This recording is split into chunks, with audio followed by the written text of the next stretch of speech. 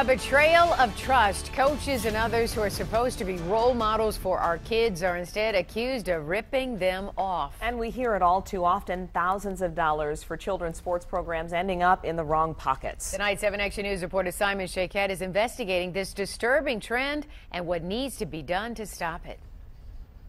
They are the faces of alleged crooks who stole more than thousands of dollars from trusting students and their families, coaches and youth athletic program directors trusted to oversee money meant for the kids. Instead, investigators say they only cared enough to line their own pockets. It's really an unfair situation that the coaches would take advantage. They should be trustworthy enough. I think any organization that raises funds for anything needs to be careful. I think it was unfortunate that one person decided to take advantage. Take the case of 25-year-old Candace Hernandez, the former cheer coach at Farmington High. Back in July, allegedly caught ripping off $9,000 from her squad. Go! A generous business owner then stepping up after our first story aired to cut them a check for the money to buy new uniforms.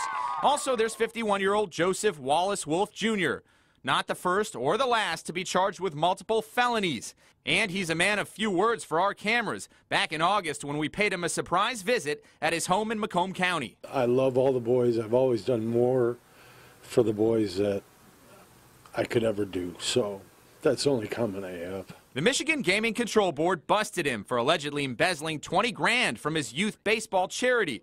Then they say he used the easy money to buy a car, travel to Florida, pay bills for friends and family, even his mom's cell phone. Somebody has larceny in their heart, right, and wants to take money from people who are completely unsuspecting. Richard Kalm is the executive director of the MGCB, and his team of trained investigators are cracking down on this growing trend, particularly charity gaming events where cash seems to just disappear. We've instituted a set of rules that try and prevent some of these issues on the front end, and we explain to charities that you got to have more control. And if you don't have the controls and you don't put the controls and show us, we're just not going to allow the gaming. Another crime fighter known for putting away cold-blooded killers has also taken a serious interest in stopping this.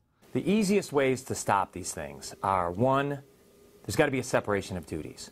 Too many times the treasurer is all-powerful when it comes to money. Prosecutor Eric Smith blames a lack of oversight. He says people need to know, never write a check to a person, always pay to an organization.